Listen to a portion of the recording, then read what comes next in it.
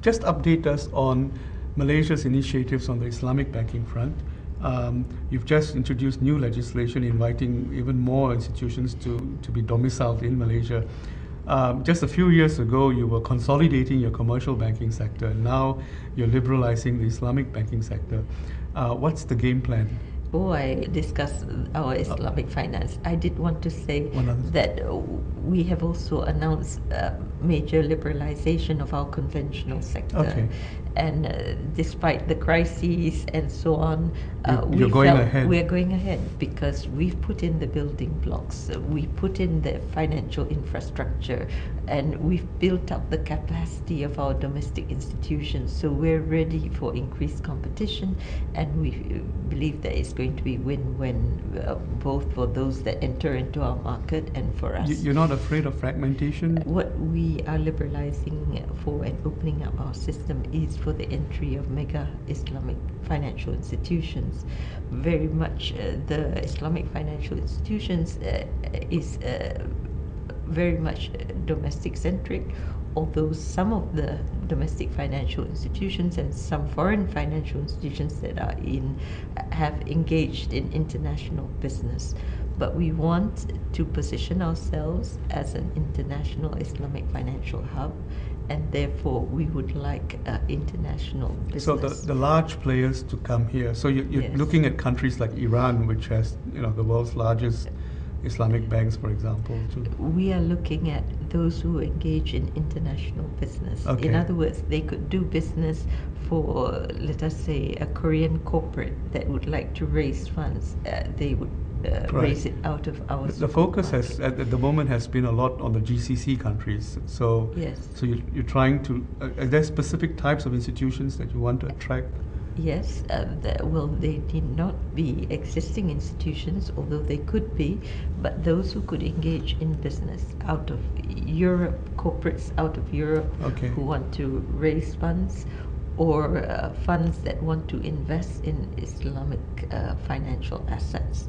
Then we see ourselves as a meeting place of those who wish to raise funds from any part of the world, and those with surplus funds to invest. So it would be a meeting place. How happy are you with the asset liability profile of the current Islamic banking business? Is there somewhat of a disintermediation of your traditional pillar of commercial banking in Malaysia? Not at all, because we've seen our conventional banking sector, for example, it is still a growing and vibrant business, and it's evolving in new areas of growth. And the Islamic finance has been able to be competitive, and for mortgage financing, retail financing, raising of funds through the bond market, that is the sukuk market, by large corporates. You are the world's largest sukuk market at the moment. You're also very brave in trying to build a domestic Islamic banking, commercial banking business. Some of the players are very small. Do you see that the players that you've allowed access into your market in the early years, do you see a consolidation that necessarily needs to happen? Actually, when we allowed banks to establish Islamic subsidiaries, it was thought that we would have a proliferation of smaller Islamic financial institutions. But actually, that was just a change in the structure. What it was is transforming windows, Islamic financial windows. Let us say a foreign bank in Malaysia has Islamic window to offer Islamic products and services. They can transform that into a subsidiary which can be listed and which can have other entities acquire stakes. Right.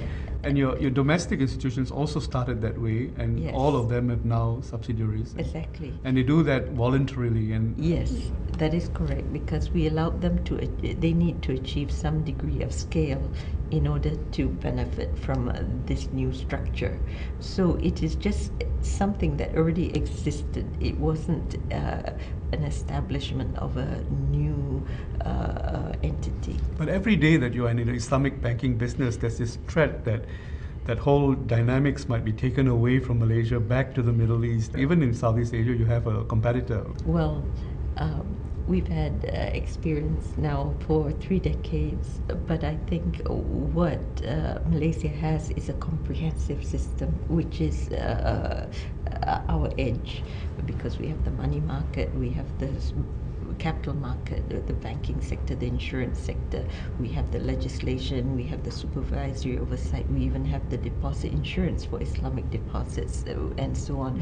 So we are actually at the frontier where there's the thought leadership, the innovation, and establishing, so the evolution is taking place, and that has drawn a lot of talent from different parts of the world to be interested to come to Malaysia, and those who would like to participate in the system have also come to us. And you build critical mass in that way?